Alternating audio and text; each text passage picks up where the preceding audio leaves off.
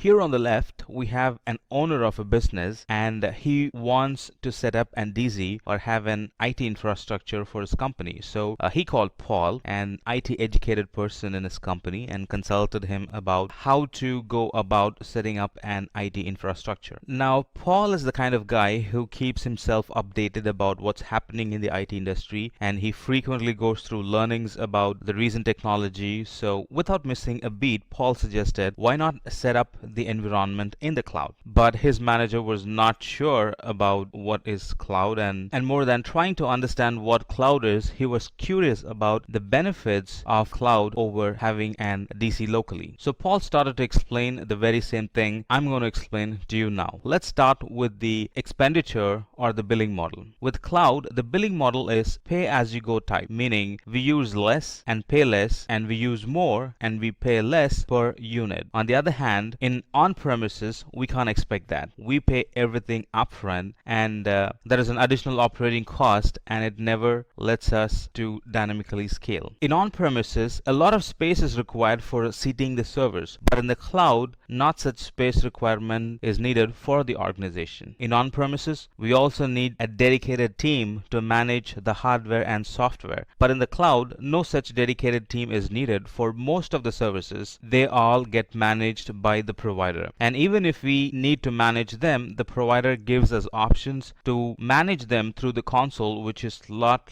simpler than managing directly from the device. In the on-premises, we need to admit the fact that data security is poor due to the cost involved in procuring the hardware and software to provide the security. But in the cloud, the security standards are high due to the investments the providers have done to secure the data and to meet the compliance. In traditional DC, there will generally be less focus on data recovery, and we kind of settle for less when it comes to data recovery due to the cost involved and the effort involved in replicating the data. And even if we set up a high performing data replication, a lot more can be done in the cloud for the same cost. The on-premises environment lacks the flexibility needed today. Like if I need to restructure the IT for the new age business needs, then the on-premises is not so friendly for such changes. But in the cloud, I can easily undo or tear down an environment or migrate to the new environment and tear down the old environment in few button clicks. Now, looking at the number and the frequency of the releases that happen, scheduling updates would be a full-time job. But with cloud, the updates happen automatically. In on-premises, if I'm working with a team that is spread across the globe, working with them in unison and sharing the data is a tedious work. But with the cloud, there are a lot of tools and technologies put together that makes it easy to share the data with other members in the team or with the new prospective customer. In on-premises, if I'm working with a team that is spread across the globe, working with them in unison and sharing the data is a tedious work. But with the cloud, there are a lot of tools and technologies put together that makes it easy to share the data with other members in the team or with a new prospect customer I will be working with who is present across the other side of the globe. In on-premises, the data will be present inside the DC or inside the on-premises DC, and even a valid user trying to access the data from outside the organization is a tough task. But with the cloud, as long as someone has internet, providing the person access is just a few mouse clicks away. Talk about implementation. Building an on-premises DC takes time. I was working on a project a few years back, and the goal to make a DC go live at that time was after 2 years from the date we were speaking about it. But with the cloud, we can bring our DC